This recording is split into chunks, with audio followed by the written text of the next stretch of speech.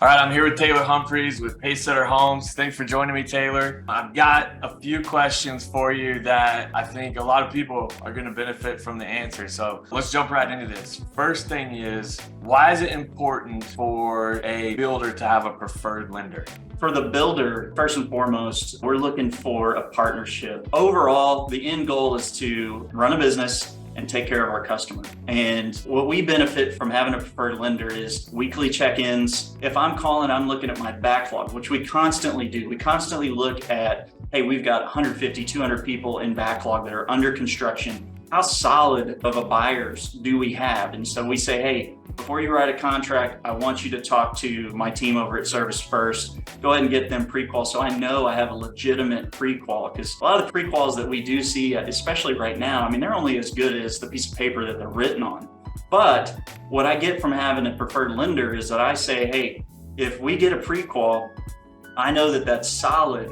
And then for whatever reason, it doesn't pan out, I've got one guy to call. But at the same time, I can do like we did at the end of last year where we saw rates doing some crazy things and we're trying to protect our backlog. I'm calling my team over at Service First and going, hey, how solid is it? What can we do? Can we do a kind of a pressure test? Do we need to go back to those buyers and do some sort of incentive to lock them in? Like, it is 4 or 5 times a day looking at, one, how do I protect my backlog? And then two, how do we go capture new business? So it's a partnership, right? Like, I get so many LOs and so many title companies, so many people reaching out to builders, right? You think, hey, I've got to get the builder business, but you really got to understand what you're asking for. We're going to do 300 homes this year. That means, like you just said, we've got a 10 to 15% capture rate.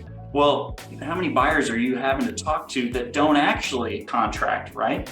So yes, you end up going, yeah, I'm getting a lot of business out of it. But our first question is, what does it look like? What does your business look like? How are you set up? How many people are on your team? Can you handle this amount of inbound calls? And then once they're under contract, yeah, we might write a spec home and you maintain that buyer for a month, or like we've seen in the last couple of years, we could go up to a year.